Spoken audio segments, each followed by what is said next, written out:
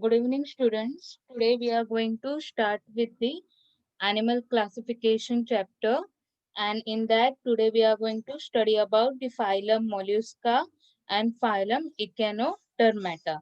So, let's study with the phylum Mollusca. I will share the screen with you.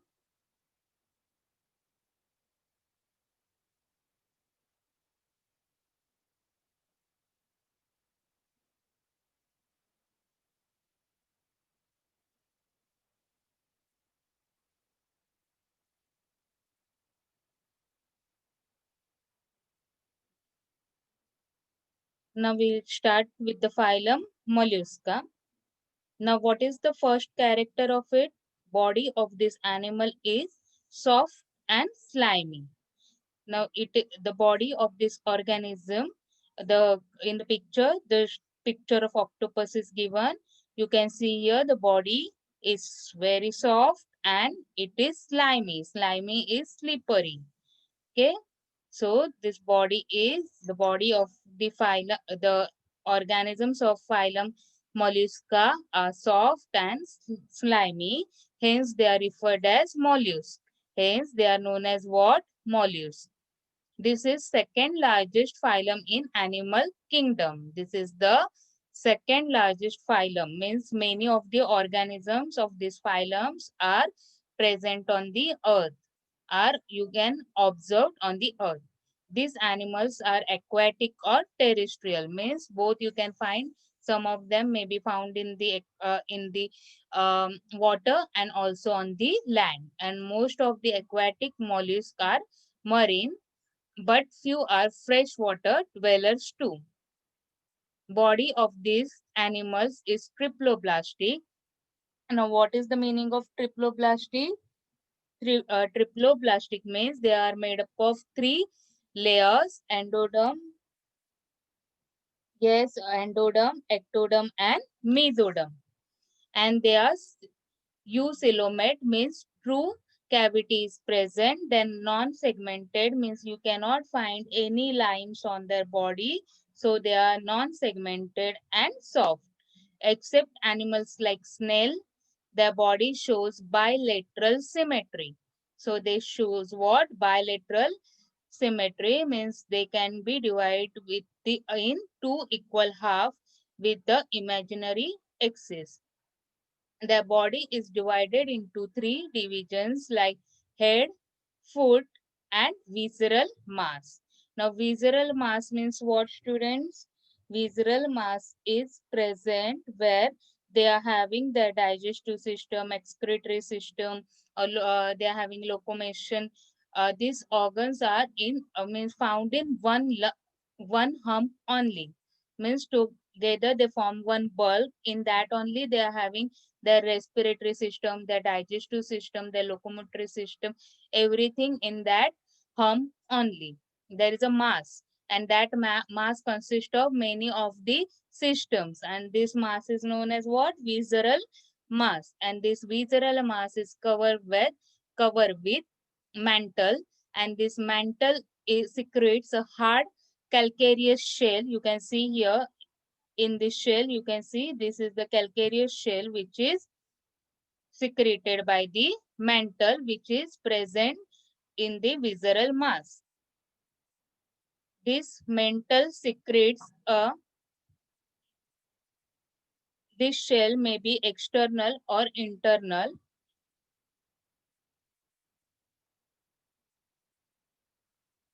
or even absent in some cases.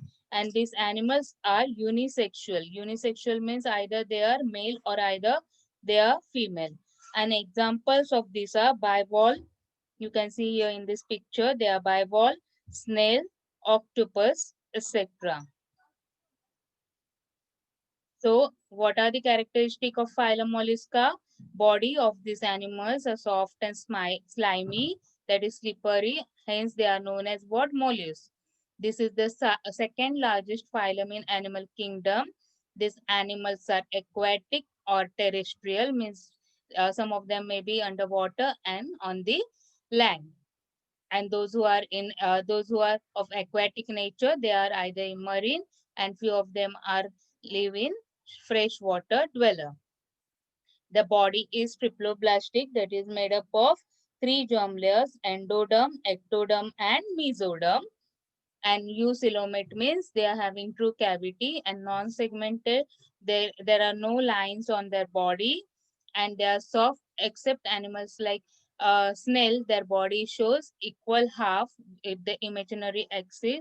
Then their body is divided into three divisions: head, foot, and visceral mass. And this visceral mass is nothing but the mass consists of the various system which is covered with the mantle. And this mantle secretes a hard calcareous shell which is external or internal, or in some animals it is absent. And these animals are unisexual, means either a male or female. They don't have both the sexes in one organisms only. So examples of this phylum mollusca are bivalve, snail, octopus, etc.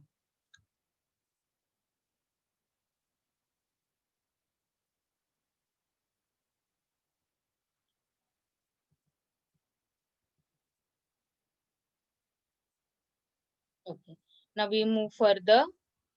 We will study about now phylum Echinodermata. Now the first characteristics of phylum Echinodermata is calcareous spines are present on the body of these animals, hence they are called echinoderms. Why they are known as echinoderms? Because calcareous spines, you can see here in the sea urchin also, the spines are present which are calcareous, and as they are present they are known as this, and in this animal, so they are known as echinoderms. These animals are found only in ocean. They are not found on the terrestrial land. They are only found under the ocean. The body is again triploblastic, that is made up of three germ layers: endoderm, mesoderm, and ectoderm. And eucoelomate means true cavities are present, and it is radially symmetrical. Radially means radially you can divide it in adult stage. However, they show bilateral symmetry in larval stage. In the larvae stage, means initial stage, when uh, they are not grown up. In the initial stage, they are showing bilateral symmetry, but as they grown up into adult, they shows the radial symmetry. They perform locomotion with the help of tube feet. You can see, um, you can see the arms of this starfish. They are having tubes are present. All many tubes are present on the arms of the starfish, which are useful for capturing the prey. Some animals are sedentary. Sedentary means what? They cannot move from one place to another place. They remain at one place only. They have skeleton made up of calcareous spines and or ossicle plates. Ossicle plates means you have seen in the sponges ossicles, the openings are there. These animals have good ability of regeneration. Regeneration means any part will be give birth to a new individual. And these animals are mostly unisexual, means they either there is a male or the female organism. Example of phylum Echinodermata are starfish, sea urchin, brittle star, sea cucumber, etc. So these all are the examples of phylum Echinodermata. So let's see it again. Calcareous spines are present on the body. So as there is the presence of calcareous spines, these animals are known as echinoderms, and they are found in oceans. The body is made up of three germ layers: endoderm, ectoderm, and mesoderm. They are radially symmetrical in their adult stage, whereas in larval stage they shows the bilateral symmetry. They are having tube feet on their arms in the starfish so that they can easily capture the prey for as their food. And some of them are sedentary, means they cannot make the movement. They have skeleton made up of calcareous spines and ossicle plates, means there are small openings may be present, as you have saw in the cylindrical polyps. These polyps and ossicles. These animals have good ability of regeneration. Then these animals are mostly unisexual, and examples are starfish, sea urchin, brittle star, and sea cucumber. Now we will see a short video so that we can revise it.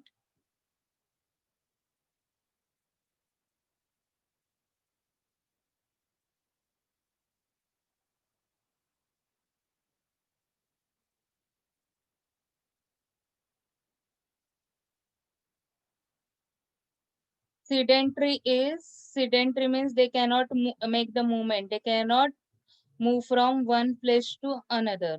And regenerate means if we cut it, the another part will be, if suppose we cut as you have see in budding, if we detach that part, means cut that part from that main plant, that plant means that cut part will be developed into a new offsprings, new plant or new organisms.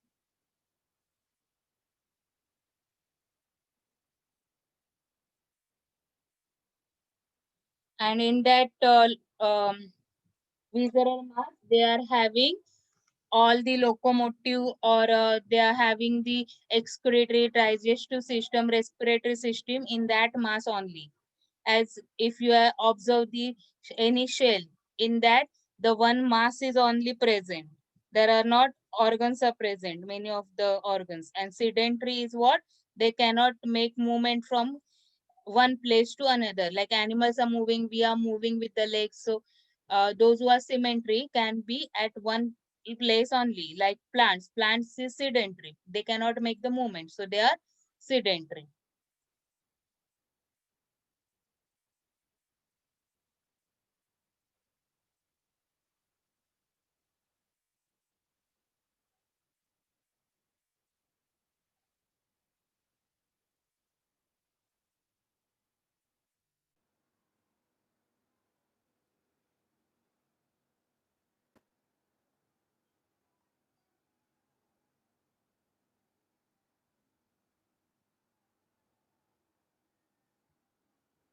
Phylum Mollusca.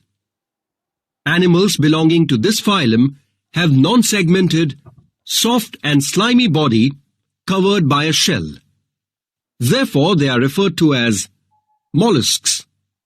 These animals are mostly aquatic or terrestrial. Most of the aquatic mollusks are marine, but few are freshwater dwellers too. These animals are triploblastic, eucocelomate, non-segmented.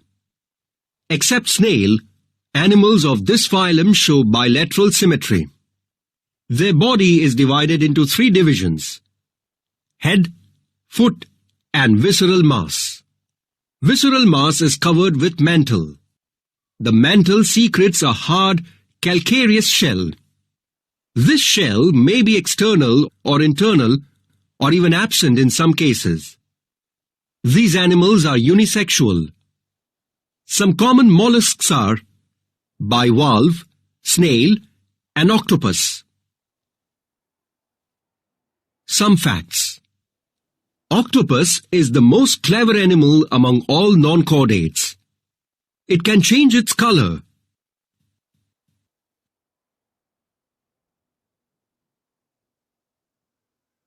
Octopus can perform 3 types of locomotion: swimming, creeping, and walking. Now let's move on to the next group of animals in line, that is, phylum Echinodermata.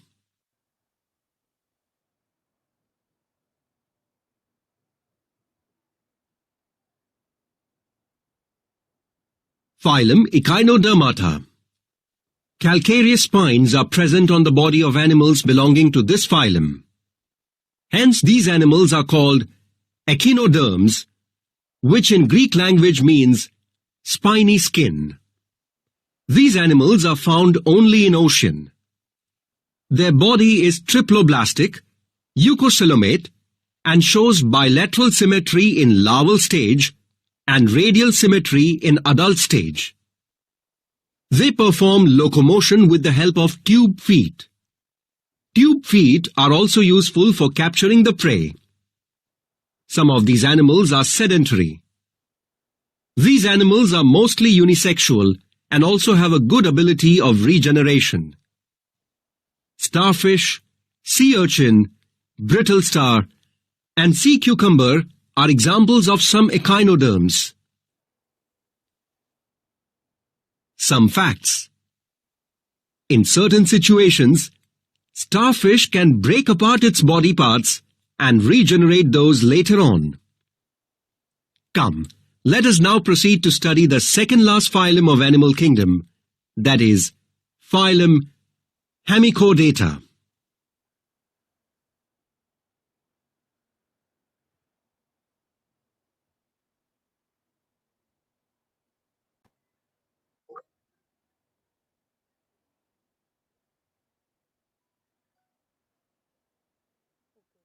Now today we have done with the two phylums, that is phylum Mollusca and the phylum Echinodermata. So today we will stop here only. In the next lecture, we will be going to study about the Hemichordata chord and the phylum Chordata. In that we are going to see many subphylums. Okay, so we will stop here today. Thank you for joining. Hope you have understood both of the phylum very well. So thank you very much for listening.